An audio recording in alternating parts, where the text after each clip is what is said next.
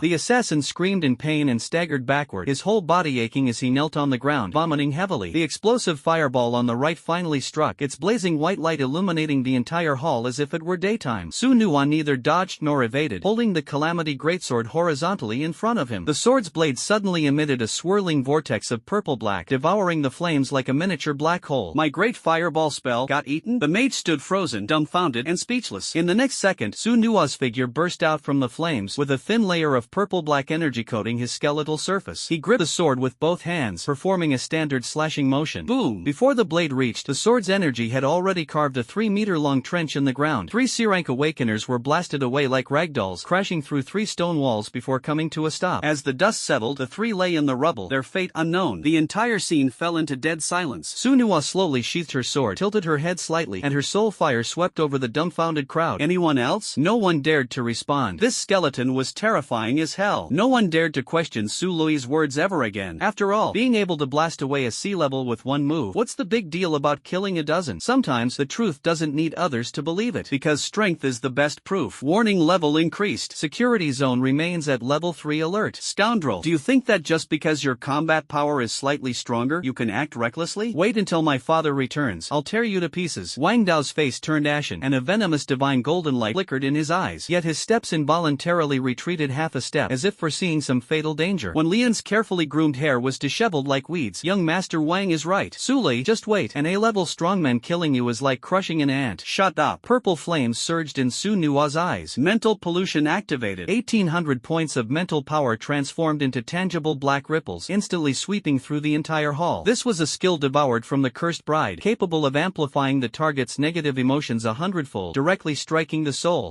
Wang Dao suddenly clutched his head and fell to his knees. His hands frantically scratched at his own face, his nails digging deep into his flesh, as if unable to bear the fear and despair within. His vision activated uncontrollably, reflecting the highly decayed, maggot-infested corpses of Lin Yu and his sister crawling toward him, their hollow eye sockets weeping blood as if accusing him of betrayal. Young master, why did you abandon us? When Lian's situation was even worse, she saw countless skeletons crawling out from the ground, tearing at her flesh, her desperate screams echoing through the hall. No, don't eat me. She frantically tore at her hair, ripping chunks of scalp along with strands of hair, her agonized screams sending chills down the spine. The entire hall descended into chaos. Ordinary people merely felt dizzy, while the targeted members of the Dragonfawn Guild were all trapped in illusions. Some saw themselves being buried alive, desperately struggling. Others saw their organs being hollowed out, overwhelmed by pain. Some even started banging their heads against the wall, seemingly trying to escape the torment of their souls through this method. Ning Xiangwei finally restrained her amused smile, her expression turning serious. This skeleton's power was practically earth-shattering. Lu Tianming let out an angry shout, unleashing the aura of a B-level powerhouse in an attempt to stabilize the chaotic situation. But the chaotic negative spiritual energy was like a tsunami, so overwhelming that even he found it incredibly troublesome. At this moment, a massive blood-red holographic window suddenly unfolded before everyone, with piercing alarm sounds echoing through the dungeon hall. Highest level warning. Fatal attack intent and target lock detected. Massacre risk confirmed. Current area, Luolong City Dungeon Hall. Absolute safe zone. Status, rule barrier is about to break. According to Article 9, Chapter 3 of the Awakener's Covenant, this behavior is confirmed as a threat. Please cease immediately. Violators will face authorization for on-site execution, revocation of awakened status, exile to the Abyss Dungeon, maximum death penalty, and other punishments. The Tianshu Bureau's regulatory system has taken over. Forced intervention countdown, 60 seconds. The Zhongzhou Xingyuan enforcement team's spatial anchor point has been locked. Su Nuo. Su Li gently tugged at his arm bone, her voice trembling. Su Nuo wasn't very clear about the systems and rules of this world, but she knew one thing for sure: this was an officially designated absolute safe zone, where killing was absolutely forbidden. They must die. Su Nuo's bony claws gripped the sword hilt tightly, her gaze sharp as a blade, her resolve firm. Letting the tiger return to the mountain? Impossible. Runes on the Calamity Greatsword lit up one by one, with purple-black energy coiling around the blade like venomous snakes, as if responding to the ferocity in her heart. Su Nuo was about to kill someone. Stop. At that moment, a thunderous roar exploded like a clap of thunder. This is an absolute safe zone. What you're stepping on is the national emblem of the Dragon Kingdom. Any private fight will be regarded as a provocation to the Order of the Dragon Kingdom. The official dungeon hall administrator, dressed in a black uniform, had bloodshot eyes at this moment. Straining his voice, he stood up through gritted teeth, enduring the mental pressure that seemed to crush his spine. Luolong City was, after all, a small place. The official administrator here was merely at a newly attained sea-level strength, completely incapable of stopping Su Nuo. The scales emblem on his chest erupted with an unprecedented dazzling golden light, seemingly exerting all its strength to maintain order in this area. A massive and solid golden phantom of scales unfolded above his head, struggling to resist the oppressive force of the promise, as if striving to bring a glimmer of hope to this chaotic situation. The rules of the safe zone are inviolable. Any form or intensity of killing is absolutely prohibited. The act of Wang Dao and his subordinates brandishing weapons and initiating attacks is a serious violation, and the system has recorded it. But what this skeleton is about to do is a direct, explicit, and capable execution of a fatal strike on the spot. The threat level has exceeded the safe zone's tolerance limit. This is fundamentally different from the nature of previous conflicts. Every word from the administrator carries the power of rules, attempting to awaken everyone's rationality. The previous conflict was determined by the system as an internal struggle and was given a warning and monitored. The current behavior. The administrator's eyes were fixed on Su Nuo's hand bones and greatsword, radiating endless killing intent, and his tone was resolute. Has been classified by the Tianshu system as a destructive threat to the safety zone itself. It is a blatant provocation to the foundation of Longgua's order. Any further, and it will mean becoming an enemy of the entire Longhua government. Stop now. Warning. High-risk energy fluctuations detected. Pressure barrier 54%, 65%. The Tianshu General Bureau's regulatory system has recorded this violation. Final ultimatum. Cease the killing immediately. Otherwise, the Tianshu General Bureau's Zhongzhou headquarters enforcers will initiate the spatial anchoring sanction procedure within 30 seconds. Zhongzhou headquarters enforcers are now on standby. Hearing this, Su Li tightened her grip on Su Nua's arm, her voice urgent. Su Nua, don't act rashly. The Central Prefecture Office of the Tianqian Bureau represents the authority of the government, and the office chief is an S-level or higher powerhouse. We can't confront them head-on for now. Let's take a step back and plan carefully. Leave here first and we'll figure it out later. In the face of absolute power, a temporary retreat is not cowardice but a step toward more thorough revenge. In the new era where endless killing merges with reality, the Dragon Nation government issued the Awakener's Covenant to maintain social order, a document of absolute authority. Article 9 of Chapter 3 of this covenant explicitly stipulates that 12 types of locations, including dungeon halls, public schools, and designated hospitals, are designated as absolute safe zones. Any form of violence or killing is strictly prohibited in these areas. Violators will face severe penalties such as revocation of Awakener status, banishment to abyssal dungeons, or even the death penalty, no exceptions, not even for A-level powerhouses, emphasizing the principle of equality before the law. Of course, the government's emphasis on enforcing the covenant is not without reason. Imagine if these restrictions didn't exist. Dungeon halls would devolve into chaotic battlegrounds where everyone lay in wait for prey, robbing anyone emerging from a dungeon, creating a sit-and-wait frenzy. To ensure the covenant's effectiveness, the Dragon Nation established the Tianqian Bureau as the highest authority, serving as the supreme administrative body of the Awakener management system. The Tianqian Bureau not only oversees the enforcement of the Awakener's Covenant, but also undertakes critical functions such as the development and regulation of high-risk dungeons and the containment of rule-based anomalous items, forming an unbreakable line of defense. The General Bureau has established provincial branches, each guarded by at least one S-class powerhouse, forming a nationwide regulatory network with a vow to protect the remnants of civilization with absolute order. However, no matter how stringent the rules, they cannot extinguish the flames of vengeance lurking in the darkness, for true slaughter never occurs within the safety zones. As the mask of justice is gradually torn away, Avengers hidden in the shadows are quietly plotting an earth-shattering counterattack. Su Nua's figure stood like a mountain, silently towering, with purple flames burning soundlessly within his skull, and a suppressed killing intent surging to the extreme deep within his soul. After a moment of silence, he slowly withdrew the purple-black energy from the Calamity Greatsword. As the runes dimmed, the sword fell into silence as well. Yet the cold aura of death permeating the hall grew even thicker, like the pressure of the deep sea, so heavy that it suffocated everyone's hearts. Did Su Nua compromise? Did he give up? No, quite the opposite. Sheathing the sword now is to ensure it cuts deeper when drawn tonight. Killing them would be momentarily satisfying, but that would be too cheap for them. What are two lowly insect heads worth? Su Nua had a deeper plan in mind. The Longya Guild is the most powerful force in Luolong City, possessing vast resources. This tycoon Wang Dao even has a private treasury behind him. How could the resources of a C-level hidden dungeon boss possibly compare to looting the estate of a guild heir? After all, he heard that just the fragment Wang Dao used to awaken his profession cost 70 to 80 million? If you're going to kill, do it cleanly and decisively, not only take their lives but also empty their coffers. Wait until the dead of night and take everything, people and treasury alike, in one fell swoop. Besides, killing someone in a safe zone now would immediately attract the investigation and judgment of the Tianqian Bureau. But on a dark and windy night, if Su Nua disguises it as an accident or an act of revenge by an enemy, he could even make use of the ambitious Ning Xiangwei. Who could prove that a skeleton did anything? And who could catch a shadow that doesn't exist? As for rules, they're nothing more than heavy shackles on the heads of the weak, a pretense for their self-consolation. True powerhouses only toy with the rules in the palm of their hands, either cleverly exploiting them or crushing them to dust. When Su Nua was first summoned out of school, he refrained from killing these two on the spot. On one hand, he was concerned about Su Li's situation and didn't want to put her in a difficult position. On the other hand, his strength at the time was insufficient to ensure success. But now, everything was different. Su Nua had already broken through to Class C, successfully evolving into a skeleton general, with his power level skyrocketing to 4,110 points. This immense strength gave him the confidence to crush his enemies. Therefore, he had to act before Wang Tianlong returned, eliminate the weeds at their roots, eradicate future troubles, kill that bastard Wang Dao, and seize the Dragon Fang Guild's treasury. Otherwise, once Wang Tianlong, an A-class powerhouse, returned, making a move would be as difficult as ascending to the heavens. Wang Dao, when the night is as dark as ink, when all is silent, and no one can witness this moment of sin, I will take the lives of you two wretches, leaving you unable to live or die. The killing intent, like the receding tide, disappeared from the surface of the hall but surged and condensed deep underground, transforming into a raging undercurrent capable of dragging the entire Wang family into hell. Traveling 1,000 miles at night, I will take the royal path and claim Wen Lian's head. Pry open the doors of the royal treasury and loot it clean. Then leave the entire Dragon Fang Guild with a burning, bloody warning. The night wind will scatter the traces, the flames will consume the evidence, and the rules will be my shield. Seeing Su Nua stop, everyone breathed a sigh of relief. This skeleton was truly terrifying. The spiritual pressure just now made. Everyone present feel as if death itself was gripping their throats, fearing Su Nuwa might lose his temper and massacre the hall. This skeleton is too sinister. That spiritual pressure just now, I directly knelt. Yeah, I just saw my great-grandma waving at me. That's no skeleton, it's clearly a living king of hell. My pants are completely soaked. I'm sweating so much, it's like I peed myself. So embarrassing. No, man, your pants are soaked because you actually peed yourself. Damn it, your pee even got into my shoes. How am I supposed to wear these now? Put these shoes online, say they're from a beauty, and sell them to Junior Wa. The official administrator wiped the cold sweat from his forehead, his uniform soaked through and sticking uncomfortably to his back. He had intended to lose his temper to maintain order, but when he saw the flickering purple flame in Su Nuwa's hand, he was rendered speechless. The icy killing intent contained within the flame made him feel as if he had fallen into an ice cave, as though uttering one more word would result in his immediate demise. Forget it, the job belongs to the state, but my life is my own. I'm just a worker, it's not worth risking my life over this. He silently recited in his heart, swallowed hard, and shouted with forced authority, disperse. No private fights are allowed in the dungeon hall. If you have grievances, take them outside to resolve. After a pause, he looked at Su Lei and said in a complex tone, Su Lei, you are a legendary awakener and have certain privileges. The suspected murder in the dungeon will be investigated later by the Zhongzhou Xingyuan. Be prepared to answer questions at any time. Wang Dao was supported by two subordinates, his face as pale as a ghost. His gaze was fixed on Su Lei, filled with venomous hatred like a sharp blade. You wretch, just you wait. I'm contacting my dad right now. Once my dad returns from the ancient ruins, no one will be able to protect you. When Lian, like a mad dog, chimed in from the side, exactly. Just wait until young Master Wang's father returns. Let's see how you die. As she spoke, she deliberately leaned against Wang Dao, but the silver chain tightened around her, causing her to roll her eyes. Su Nuwa tilted his head, his bones making a soft crack sound, silently shielding Su Lei behind him. His soul fire was eerily calm. Beneath that calmness, a surging volcano was about to erupt. Now is not the time for harsh words. Let this mad dog keep barking. The more he barks, the more he'll lower his guard. Love you, Wang Dao. See you tonight. When I draw my sword, don't you dare run away. Wang Dao was dragged out of the hall by his subordinates. That final glance he cast at Su Lei at the corner had shed all the arrogance and elegance of an oracle, leaving only a raw, abyssal curse like that of a vengeful ghost. Lu Tianming smiled and said to Su Lei, Student Su Lei, let's go back to school with the teacher. Don't worry, tomorrow is the day when the top academies recruitment. Teachers come for selection. As long as they can witness the potential of your skeleton and your talent firsthand, Wang Tianlong wouldn't dare lay a finger on you. Thank you for your kindness, Dean. Su Lei slightly bowed. The bloodstains on her school uniform had dried into dark brown patches, resembling wilted flowers. But I need to go to the hospital to pick up my mom first. Her fingers unconsciously rubbed the storage ring. Initially, when she entered this instance, it was merely to earn 200,000 for medical expenses. However, at this moment, with the promised assistance, her ring was now filled with spoils worth nearly 20 million. The genetic medicine required 5 million, and the money she had on hand was more than sufficient. Naturally, Su Lei no longer wanted her mom to endure disdain in the hospital. She wanted to go directly to the exchange mall to trade for the genetic medicine to treat her mom. Thinking of her mom's pale face and the humiliation from those doctors and nurses, a wave of bitterness surged in her chest. Lu Tianming furrowed his brows tightly, his expression grave. Go now? Can't it wait until tomorrow? Although Wang Tianlong is not in Luolong City, his subordinates are numerous. It's far too dangerous for you to be outside. Besides, the admissions teacher will arrive tomorrow, and that is the real key to ensuring safety for you and your mom. I have to say, 20 million is an astronomical figure in a small place like Luolong City. Fortunately, that old fox Lu Tianming is unaware of this matter. If he knew Su Lei was carrying such a huge sum of money, he might also be tempted and turn greedy. Su Lei raised her head, her gaze resolute, not at all like that of a newly adult student. I don't want my mom to keep enduring those doctors disdain in the hospital. Lu Tianming opened his mouth as if to say something, but in the end, he just sighed. Then go. Once you've picked up the person, come straight to the school infirmary. Su Lei nodded, turned around, and grabbed Su Nuwa's bony hand. The 3-meter-tall skeleton general silently followed behind her, the purple flames in its eye sockets quietly burning, as if escorting her. Interesting, truly interesting. Ning Xiangwei's voice came from behind. She leaned against the pillar beside the teleportation array, the slit of her dark green cheongsam faintly visible. A blood-red rose spinning at her fingertips, its petal edges glinting with a metallic chill. It's been such a short time, yet you look completely different from how you appeared in the dungeon. Judging by the situation, it seems that every time this skeleton break through, you gain some enhancements. Moreover, your thoughts and actions are increasingly resembling those of a flesh and blood human. Take this moment, for example. You clearly wish to tear those two mad dogs into pieces right away, yet you pretend to abide by the rules. Su Nuwa's soul fire suddenly contracted, his heart filled with vigilance. This woman was probing the patterns of his evolution, and more importantly, she was delving into the subtle trace of humanity deep within him. No, what on earth is she up to? Su Nuwa was filled with confusion, as if she had been swept into an invisible vortex. Little skeleton. Ning Xiangwei parted her red lips slightly, her smile radiant, but a cunning glint flickered in her eyes. I think I can guess what you're thinking. Are you thinking about killing someone? Her words were like an undercurrent, unspoken yet elusive, as if provoking Su Nua's limits. The flame of Su Nua's soul slightly contracted, the purple blaze sharpening into a needle-like form. He thought to himself, this woman is extremely dangerous. Little skeleton, are you wondering why I can see through you? She let out a soft laugh, the blood-red rose at her fingertips spinning faster. The edges of its petals refracted an eerie light, as if toying with Su Nua's thoughts. Su Nua? Is this woman cheating, or does she have mind-reading skills? You don't need to be surprised, because we are actually the same kind. The same kind? Su Nua sized up Ning Xiangwei, then glanced at his own skeletal frame, shouting inwardly that it was impossible. Do we look like the same kind? Men and women are different. Humans and skeletons are worlds apart. Absolutely not the same kind. Ning Xiangwei paused for a moment, then burst into laughter, as if she'd heard the funniest joke in the world. What are you thinking? I mean, you're hiding inside a skeleton, and I am hiding beneath this skin. Ning Xiangwei, this woman is so skilled at playing with people's hearts. Su Nua couldn't determine her true intentions, but one thing he was certain of, this woman was far from as simple as she appeared. Su Li sensed the tension in the atmosphere and instinctively stepped in front of Su Nua, her gaze wary. President Ning, we have urgent matters to attend to. Ning Xiangwei's gaze shifted between the two of them, and then she suddenly smiled, so protective. Don't worry, I just wanted to remind you of one thing. If you kill someone, remember to destroy the body and leave no traces. She turned and left, the hem of her cheongsam swaying gracefully, leaving behind only a cryptic remark. Remember, I'll be waiting for you at the Rose Bar. If you want to collaborate, you can come find me. It wasn't until her figure disappeared into the teleportation array that the flames of Promise's soul slowly calmed. This woman must be guarded against. Ning Rose was like a shroud of mist. Every word she spoke was ambiguous yet hit the mark. She seemed to possess some critical information but deliberately refrained from revealing it, as if relishing the sense of control. Which side is she really on? An enemy? Or a potential ally? Su Li gripped his hand tightly. Ignore her, let's go. Su Nua nodded silently and followed her, striding away. The two walked out of the dungeon hall, and the bustling cityscape before them was dazzling. In the distance, holographic advertisements floating above skyscrapers were showcasing the latest flying motorcycle model, while a few sanitation workers and mechanical exoskeletons were cleaning up mutated plants at the street corner. A massive jellyfish was slowly drifting across the city sky, its translucent umbrella spanning over 100 meters in diameter, with star-like lights flowing within. Countless glowing tentacles hung down, absorbing pollution particles from the air. Su Li unconsciously rubbed the storage ring on her finger, feeling the heavy sense of security brought by the 2 million worth of loot inside. 2 million. With this money, her mother would no longer have to endure the cold stares of indifferent doctors, no longer have to suffer in pain. Finally, she could personally put an end to this suffering. Su Nua. Su Li's voice was as light as a whisper in the breeze, almost carried away by the wind. Okay, when do you plan to take action? Su Nua hadn't expected Su Li to ask such a direct question. This girl is more decisive than I imagined, but precisely because of this, I can't let her follow me into danger. Tonight, he answered decisively, his skeletal hand gently resting on Su Li's shoulder. But I don't want you to get involved. After picking up Mom, go straight to Luolong Academy. Leave the rest to me. Su Li suddenly turned around, the bloodstains on her school uniform appearing particularly striking under the sunset. Her eyes were astonishingly bright, burning with a flame Su Nua had never seen before. This is my hatred, she said word by word, her fingers tightly gripping Su Nua's skeletal fingers. You're avenging me. We should face this together. Su Nua fell silent for a moment, the purple flame within his skull flickering intermittently, his inner struggle surging like turbulent waves. He recalled the scene at the hospital where Su Li's mother was humiliated, and the moment Su Li nearly lost her life in the replica. Those images were etched into the fire of his soul like knives. Your mom needs you. Su Nua's voice was somewhat low, and I don't want your hands stained with blood. I've already fallen into the abyss, but you can still stand in the sunlight. Su Li suddenly took a step forward, the hem of her school uniform lifting with the motion, revealing the bruises on her knees that had yet to heal. She cupped Su Nua's skull with both hands, forcing him to meet her gaze. The boldness of this action made Su Nua's soul fire momentarily freeze. This girl, Su Nua, listen to me. Her voice was gentle yet firm, like the first ray of sunlight piercing through the ice in winter. My mom needs me. That's true. But you also need to understand. Her thumb gently brushed the edge of Su Nua's eye socket. So cold. But why does it feel so warm? I need you too. Not just as my contractor, but also as the light in my darkness. The promised soul fire suddenly trembled violently. Light in the darkness. Me? A skeleton. A spirit that was supposed to have no heart. Promise me. Tell me you need me too, don't you? Need. Of course need. From the moment you pulled me out of the summoning circle, I also need you. This sentence is like a key, unlocking a tightly sealed door deep within Nuonyua's soul. Since that's the case, then let's go to hell together. Let's head to the exchange center first. Su Li took a deep breath, as if she had unloaded a heavy burden, and her face blossomed with a tearful yet incredibly radiant smile. She activated her smart wristband, and the light blue navigation beam, like a flowing galaxy, outlined a clear path in the air. Turn the equip equipment into money. Buy the best genetic medicine for mom. Su Nuwa silently followed behind her. The massive skeleton cast a long shadow in the sunset, resembling a guardian knight. Pedestrians on both sides of the street avoided it as if fleeing from a plague. A little girl with pigtails curiously widened her big eyes, pointing her chubby little finger at Su Nuwa, and asked in a childish voice, "Mommy, that skeleton can move." The young mother turned pale, clutching her daughter tightly in her arms, her voice trembling with fear. "Sweetie, don't look. That's a terrifying skeleton monster. If you don't behave, it will grab you and eat you. Promise." "Am I this scary? Could I even be used as material to scare children?" He helplessly shook his massive skull. However, the next second, a light, pleasant, and even slightly playful humming sound, like clear spring water dripping into a mountain stream, came from the crosswalk ahead. He looked up, only to see Su Lui had somehow already skipped her way to the front of the crosswalk. The golden sunset, like the most magnificent spotlight on a stage, enveloped her. The washed-out school uniform, the stains of blood, the bruises on her knees. At this moment, it all seemed to transform into badges of courage. The simple ponytail at the back of her head, swaying with her brisk steps, cast arcs of vibrant golden light under the sunset. She suddenly turned her head back. Her whole figure was bathed in a golden halo of backlight. On that slightly childlike face, a smile as pure and radiant as the clear sky after the rain bloomed. She extended two slender fingers playfully, placing them above her head. The crisp sound, like wind chimes, pierced through the city's clamor and clearly reached Su Nuwa's ears. "Su Nuwa, do I look like a rabbit?" The sign for the official exchange trading center hovered above the 100-story skyscraper, its neon holographic projection standing out vividly against the darkening sky as if heralding the impending frenzy. At the building's entrance, a dozen scalpers formed a circle, puffing clouds of smoke as they played cards, cursing loudly with an air of hostility. "Damn it, lost again. My luck is absolutely terrible." One scalper wearing sunglasses suddenly twitched his cigarette-holding fingers, causing the cigarette butt to fall onto his crotch with a plop, making him grimace in pain. Just as he was about to continue cursing, he was stunned by the scene before him. In the swirling mist, a young girl dressed in an academy uniform walked lightly across the square, followed closely by a towering skeleton exuding an imposing aura. Well, business is here. And it's a fresh little beauty? Academy style. I like it." A scalper's eyes lit up, his face full of greed. "Brought along a skeleton, probably a summoner, right?" Another person muttered softly, clearly intrigued by the duo. "Little sister, judging by your gear, you just came out of a dungeon, didn't you? Big brother here buys materials at high prices. How about letting me handle your loot for you? I guarantee you'll make a fortune." The scalpers swarmed forward, trying to win her over. "Look at your outfit, a student, right? Big brother loves schoolgirls the most. Today, a batch of campus-exclusive lightsabers just arrived. I'll sell them to you at a low price. How about it?" Another scalper patted his chest like a hungry wolf. "Don't listen to him. Little sister, take a look at this, just smuggled combat stimulants. One sip and your critical hit rate goes up by 15%. Someone eagerly pitched. "Make way. Miss, you're a necromancer summoner, right? Big brother here has some freshly unearthed burial goods from ancient tombs. Look at this, it's the toenail of the first emperor from 80,000 years ago. It'll absolutely let you dominate in dungeons." The scalper's shouts grew increasingly fervent.